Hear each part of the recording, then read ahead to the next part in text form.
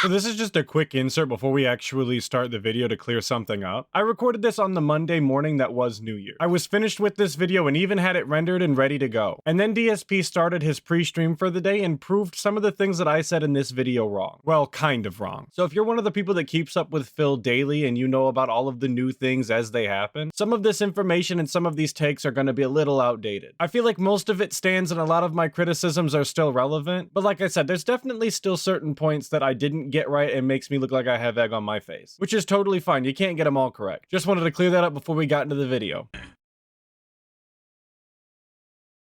Hit that poll this weekend and then, well, probably Monday, and then full speed ahead for the year-end series. Now, a couple other things. I will say this, and this is just a very vague preview, I know. In 2024, there's a few interesting things in the works. That's all I'm going to say. That's literally it. I'm not going to give you any more information because I don't want everyone's going to speculate, I know. There's a few interesting ideas that I've had and things I'm working on that I think you guys are going to like. But they're only going to speculate because you're being as vague as you are. If you just gave more details on what you were thinking about or talking about, then there wouldn't be any speculation to be had, really. I mean, people would obviously still do it because it is the guy, and everything involving the guy goes 100 layers deep for some reason. But the vagueness is a huge factor. And if you're going to be that vague about it, I don't understand why you really even thought it was necessary to bring it up in the first place. Because you really didn't give anybody any information that they could go off of to get excited. I mean, really, it's difficult to get excited about something when the only information that you actually have is, hey, I'm going to do a thing. And I'm always terrified when he thinks that his audience is actually going to like something, because I'm familiar with some of the proclivities that his audience has. Not all of them, but some of them are definitely strange individuals. But I'm the kind of guy, as you all know, I don't want to overpromise and underdeliver. As you know from my behavior these last few years, I don't want to get ahead of myself and tell you half a story before the story is done and then leave you hanging. Really, DSP, that's what you're gonna go with? You do nothing but tell half stories. Are we completely memory holding the Comcast saga that you just did? Where you got on stream and basically begged for someone at Comcast to see your video to help you because you didn't have the full story and needed more information? And we're just gonna sit here and act like you don't get on stream every single day and complain about something when you actually don't know why that thing happened or have a solution to the problem? Hell, even something as mundane as his printer issues was a two-part story where he told you the one day that he was having issues with it, and then he followed up the next day to tell you that he was continuing to have issues with it, but he found how to fix it. So the entire first day of his complaining was an unfinished story. But he would never do that, you guys.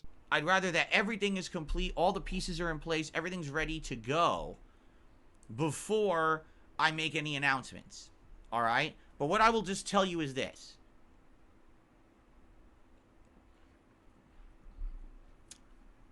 "2024 is stacking up to be one of the most, if not the most interesting year that I've ever been on the internet for me and possibly you."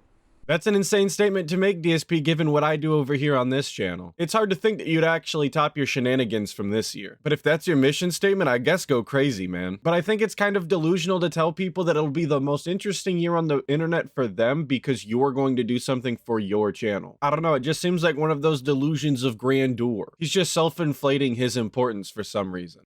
Let's just put it that way. There are things coming that you guys have asked for a while that may or may not happen, but I hope they do. So I'm just going to say that, like, big things coming in 2024. All right? Now, one thing that I can talk about, because this one 100% is actually in my power, is that I feel like within the first couple months of 2024, I should take action on the backup hard drive archives, the lost media. This is such a strange way for him to tell his audience that he has some sort of content planned. Any other content creator would just come out and tell you straight up, like, this is the plans that I have for the channel. I want to do this kind of, content. I want to do this kind of content, and I hope you guys will be there. But DSP has got to be so caged and strange about everything that he does. It just reminds me of this. I have plans that I will not share right now because the haters will sabotage me, but I got some stuff in the works. And it's definitely strange that he says that, it may or may not happen, but he hopes that it does. When he's the only person that's responsible for what content he does and doesn't put out. If you want something to happen, then make it happen. We all know that DSP doesn't do content with other content creators. We all know that DSP does not play video games with other people. So any content that he could be potentially making or wanting to make is entirely up to him. And I think that's why he's being as vague as he is. Because if he keeps it vague and acts like he doesn't know whether it'll happen, you guys, it's unsure, it's unclear, we don't know, then he can just not do it and it'll never be brought up again by his dents because they can't hold him responsible for anything. That has been lost for so many years and then refound last year when I went into the closet and I found the hard drives and we accessed them live on a stream, all right? And we found out that the lost media existed and could actually be used, all right? Now you might be saying, well, what lost media? Well, there's various different playthroughs that have been lost to time because I had those videos on other YouTube channels.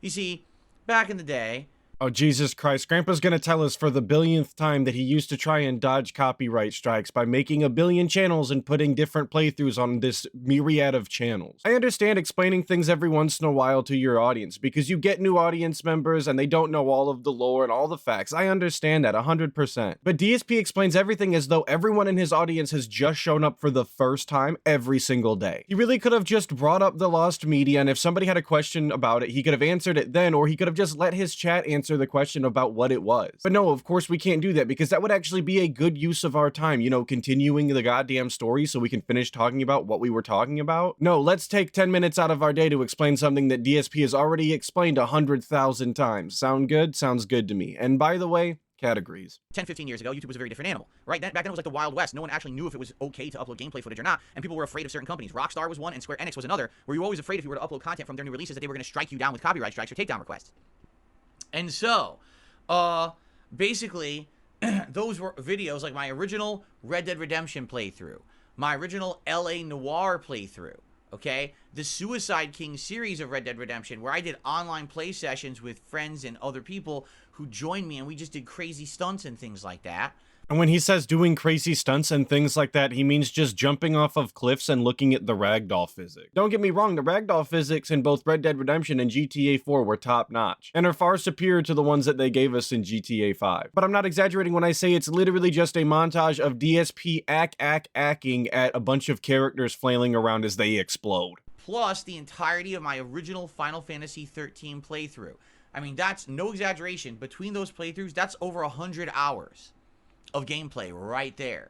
That's been lost to time because those channels were erased from YouTube when someone hacked them and put up illegal football or soccer footage and then got the channels banned, okay? This whole thing just kind of makes me question why after those videos being up for an extended period of time and knowing that he's no longer going to be copyright striked for the content, he didn't just re-download those videos off of those channels and then just re-upload them to DSP Gaming. Or, because we now know that he actually still had the hard drives, why he didn't just re-upload them off of his hard drives and remove those channels completely. I know that might be too much work for the guy, but he really could have been either double dipping on that or making his content more streamlined for his audience so that they could see all of the content that they want to see instead of having to go to other channels to see it. I just feel like this whole situation could have been avoided if DSP would have thought about anything for longer than never. So, what I would like to do, either January or February or during that time frame, is set something up on YouTube that's not this channel. All right, I don't want to do it on this channel because this channel already has enough content. It's all the new stuff. I don't want to inundate subscribers of this channel with a ton of new videos that are actually 15 years old and they don't care about, right? I get what he's saying, but that's a very odd mentality for him to have if you ask me. This is supposed to be interesting and something that your audience cares about, and if they don't, they can just scroll past those videos and it's not that big a deal, right? Because it's not like it's some sort of other style content where you're not doing video games, the thing that they came by this channel to supposedly watch. In all honesty, it would probably make more sense to be putting the level 1 pre-stream that you do on a different channel because it's actually not gameplay at all. But hey, if you want to rebrand KO Gaming and put all of that shit over there, be my guest. It's not my channels, I don't run them. I don't want you already. I don't want to. I've worked really hard to build this channel up for as little viewership as I get. Let's be honest. So I don't want to hamper that in any way, shape, or form. All right.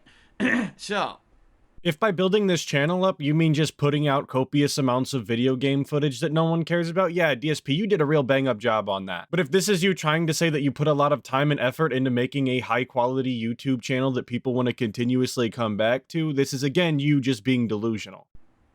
What I'm going to do is basically find a place, and I don't know where it's going to be yet, but I have an idea, where we're going to upload all of that classic content. And I don't know if it'll be called like DSP's Lost Media or DSP's Archives or the old school, we'll think about it. I just think that it's wild that he's going to rebrand his entire KO gaming channel into DSP's Lost Archives or whatever he's going to wind up calling it, just so that he could put a couple of old playthroughs on there. I mean, I don't actually know how many old playthroughs he has, but I don't see this being a venture that DSP is going to be happy continuing to do if he does have a lot of them to do.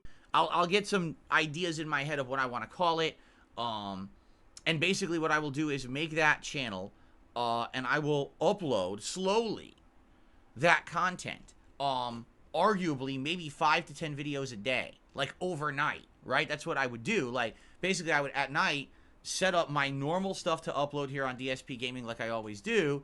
But then when I'm done with that, jump over to that other channel and queue up 5 or 10 videos. Because you got to understand that the videos back then were only 15 minutes long at max. Some were 10, some were 15. That Final Fantasy 13 playthrough is over, well, I think it's around 200 parts.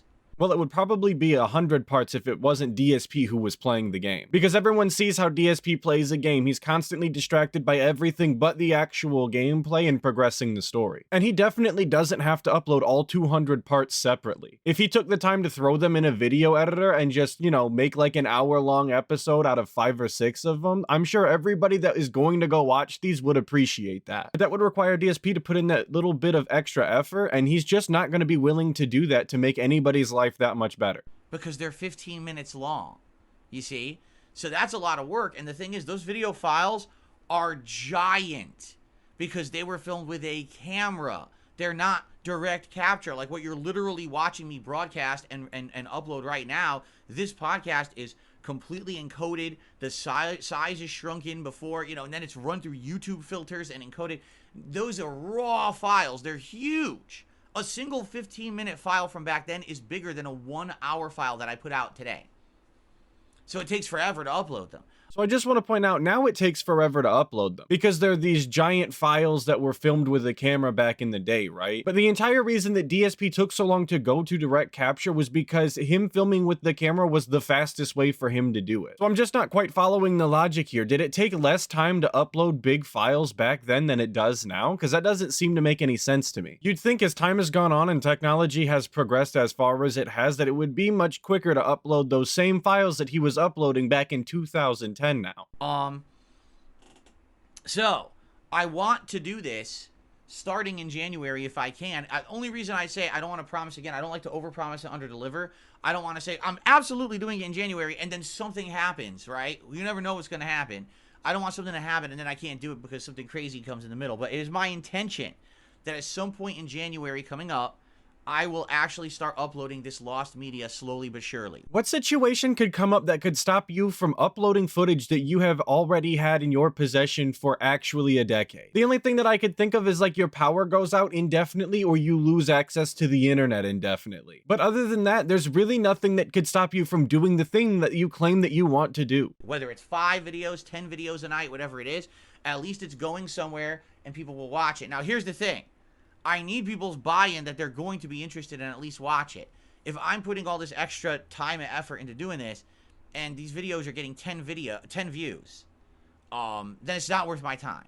And there's the preloaded excuse. He's saying this out loud and in front of everybody, so that when the videos don't get the numbers that he wants, however he arbitrarily defines the numbers that he wants, he can just quit uploading the playthroughs because he already told you that he would. And personally, I just think that that's really shitty, and the main problem that I have with this whole DSP archive situation. He has these playthroughs. He doesn't have to re-record them or anything. He literally just has the footage and all he has to do is upload it. It's not an arduous task. It is very simple. And the fact that he's not willing to just do that for his audience audience, for however small the audience is that actually cares about this footage, is kind of disrespectful to me. It's a small thing that you can do for your audience of devoted fans who want to see you from back in the day, who want to see the complete thing and love all of your content regardless. And you would think that if DSP cares about his YouTube gaming channel as much as he claims to, that he would want all of the footage to be accessible to as many people as possible, you know, for his legacy. But no, if he doesn't get whatever arbitrary views he's expecting to get, he's just gonna stop doing it. Everybody else be damned.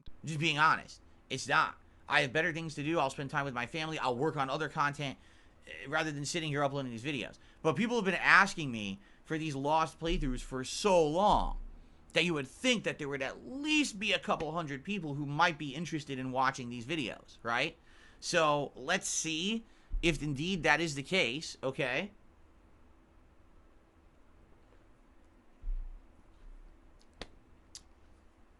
But this is my plan for next year. Now, here's the thing. People might say, well, what are you going to do? Are you going to make thumbnails for those videos? Are you going to put titles on those videos? That is all undecided. So he's been thinking about doing this since he found those hard drives earlier this year, and he still hasn't decided whether or not he's going to go out of his way to do titles and thumbnails for the videos. How? Dude, this is your full-time job. All you have is your content. It's the thing that pays your bills. You should be thinking about how you're going to continue to do your content and improve your content a lot. It's actually crazy to me how little amount of time DSP actually spends thinking about, planning out, or genuinely trying to improve his channel. And this is his full-time job, as well as something that he claims to love to do, but he can't be bothered to think about any of it unless he's clocked in on stream. To me, it just reeks of lack of passion. It's always possible, but you have to understand that I don't really have time to make thumbnails. Could I title the videos? Well, yeah, but let's say I upload 10 videos. So what am I supposed to do? Watch 150 minutes of gameplay before I upload that night to figure out what's in each video?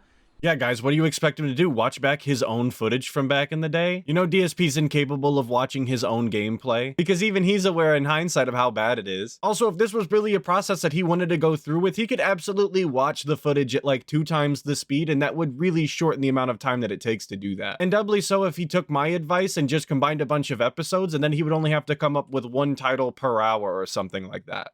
Probably not. Some of those videos are like 2 fights. You know, if it's playing Final Fantasy 13, it's like 2 big fights or something, you know?